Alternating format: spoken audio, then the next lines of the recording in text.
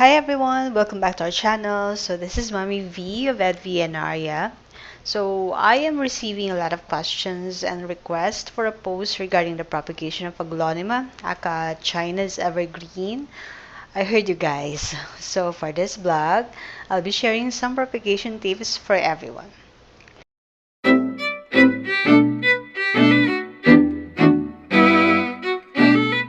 There are actually four methods to propagate Aglaonema. So first is through seed.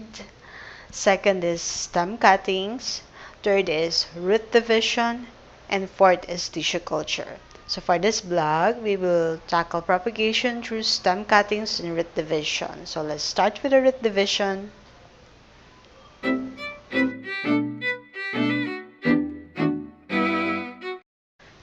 So the first question is, how would you know if your plant is a good candidate for root division? So I'll show you some examples and an actual video of the propagation by root division. This Snow White of mine, one of my indoor plants, is a good example of a plant ready for root division. So here on the right side is the mother plant. Then it created a lot of these new plants on the left. They are now big enough to be propagated by root division. But since I want them bushy, I'll leave them as is for now.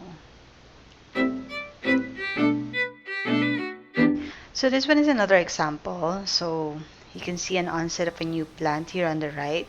You can separate this one now, but I prefer seeing the leaves unfurl. I enjoy it that way.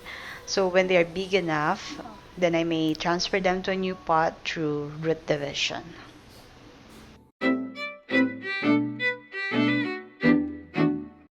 So this is my red peacock, or what they also call red emerald. So this is a good candidate for root division. Why? From here you can see stems which sprouted separate from the central crown and created a clumping growth. This means that you can separate them from the mother plant through root division. So in Tagalog, we normally know this as suloy, or simple as, baby plant. So I'll show on this blog the step-by-step process on how to propagate plants through root division. So keep on watching.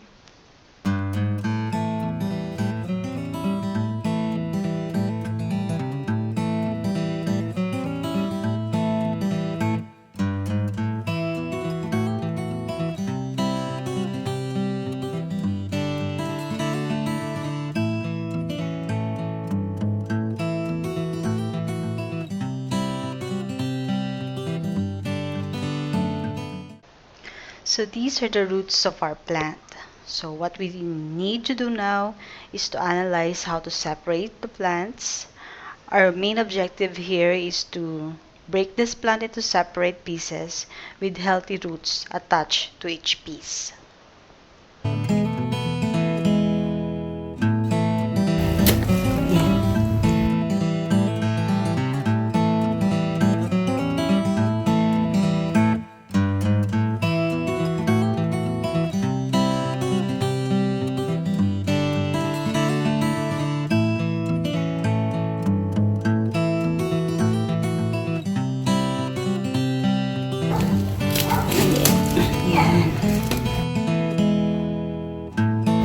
So this one,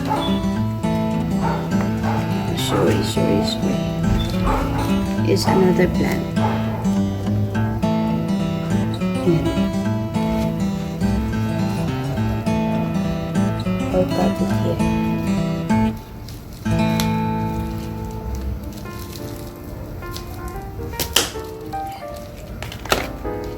Dito, itatanim ko to separately.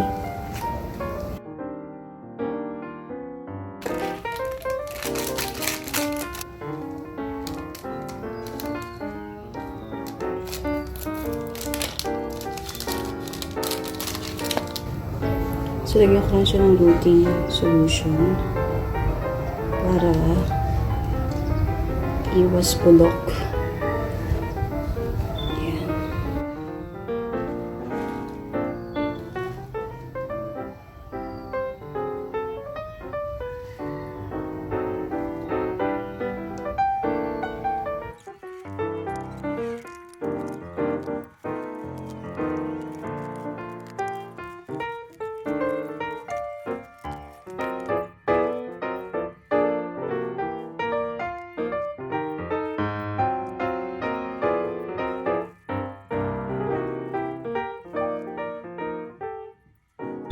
So there you go. That's my 3 plants.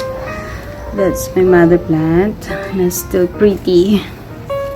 And then naghiwalay lang ako ng dalawa. So this one and this one. So all of them are already rooted. But of course may recovery time pa din yan kasi naharas mo sila. So I'll just put this one sa shaded area for a while hanggang makarecover. So this one, I'll put it in a soilless medium. So let's see.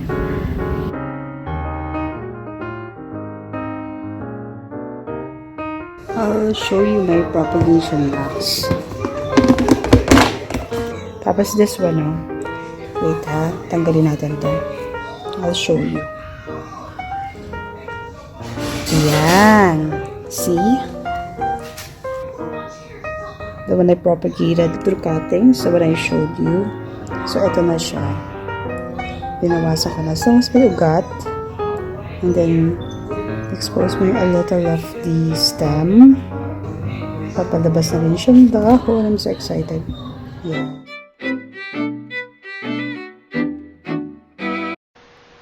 Another way to propagate Aglaonema is through stem cuttings. This method is more sensitive than true root division, which I showed you earlier, since you have to encourage the roots to grow from the stem alone. So rooting solution is a good help for this method, then soilless mix for proper moisture retention. So failures are not uncommon under this method, but don't let this discourage you. So it's just a trial and error, so keep on trying.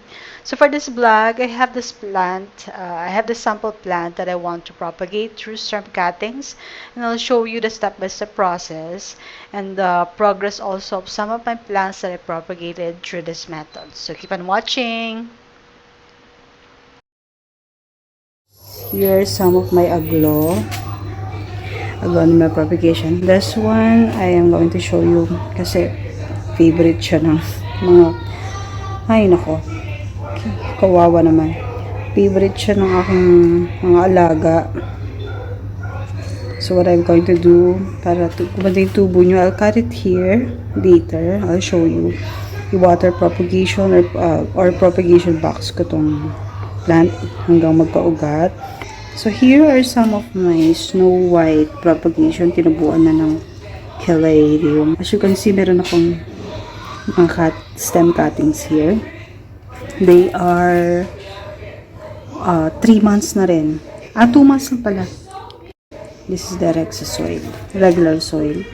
So may mga tububo na siya. This one, may papalabas na rin siyang. And then, this one, may new baby na rin siya. Ayun, may papalabas na rin.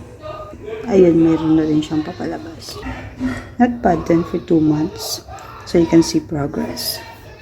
And this one, I'll show you how to cut this and then I'm going to revive this plant. Kasi kawawa siya. So for this plant that we're going to revive, what I'm going to do is cut it here. So I'm going to put it in my propagation box.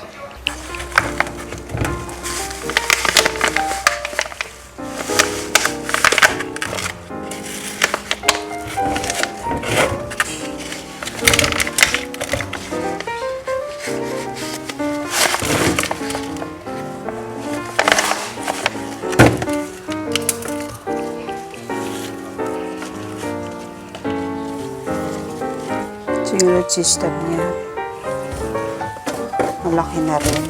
Tignan natin if we can create, we can make cutting dun sa stem niya pa. So we can make more plants. Linisin natin to and then make cuttings. Put it in the propagation box muna. Yeah, I think we can make a new plant. We can make more than 2.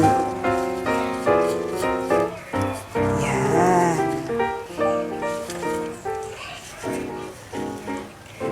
Pwede nyo na rin bawasan pag sobrang dami. So, here's our plant. Wash natin. So I can show you. Yan.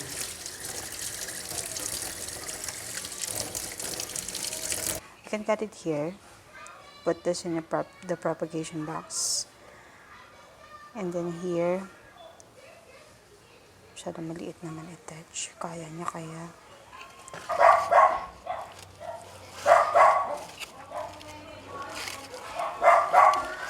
I'll cut it here. Yan. Gamitin natin yan. And this one, pwede pa ito eh.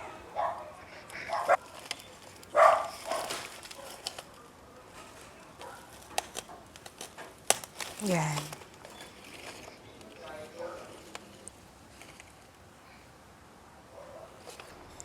This one also. Marami pa to. Siguro, we'll cut it here. Tapos, dito na lang.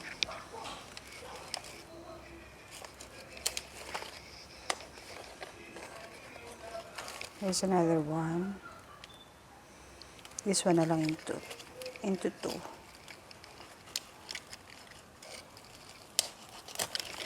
Yan.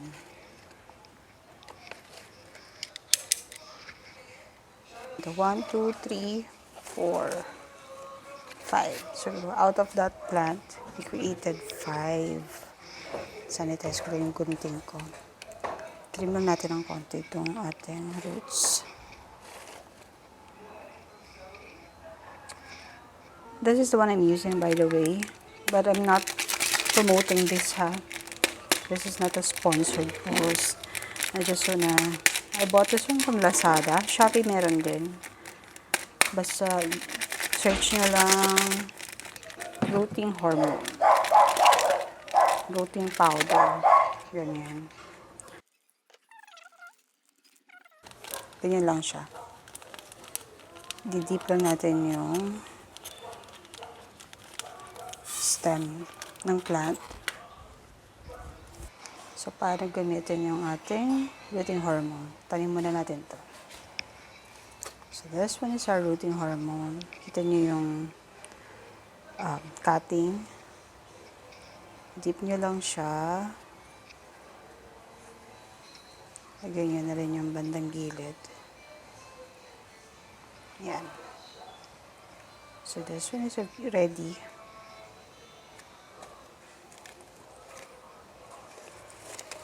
This one, the same.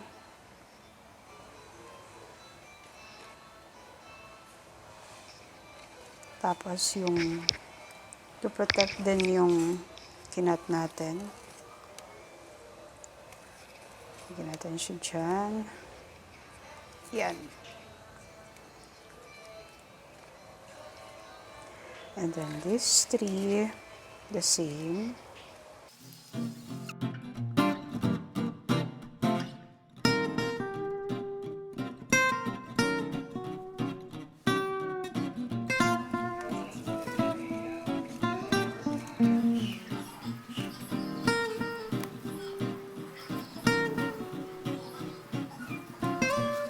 Dahon ko.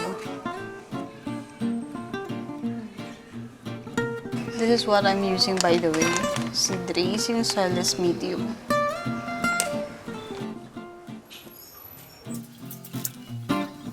Tapos, i-mix lang natin siya dito.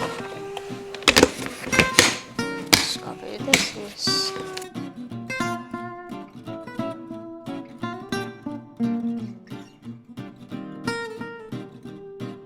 for some of the roots, so that's it. So these are 2. The rest are in the other box. So that's how I do it.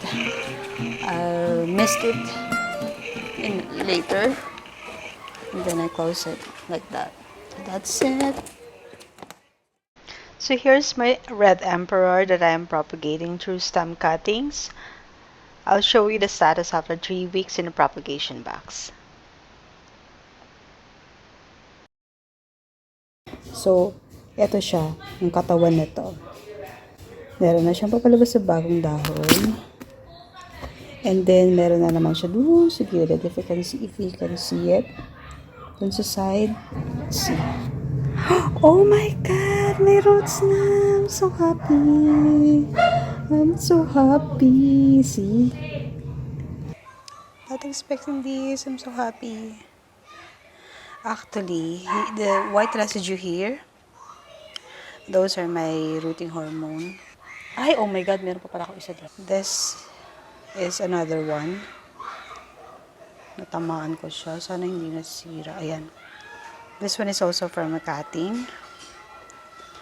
Kita niyo siya. Yun, meron na siyang papalabas na ugat. There, I'm so happy. Yan, dami na. Ay, sorry. Ayan. Dami niya ng roots. Yes. This one is from the same.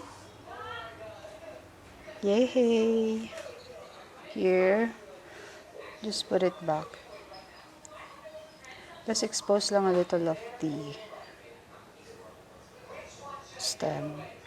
As you can see, ayan siya. Thank you for watching, guys, and I hope you learned something. So enjoy propagating your plants. Thank you for watching, and see you again next time. Thank you. Thank you. Christine, a plant. Please stray channel. Please stray to our channel. Happy Thanksgiving.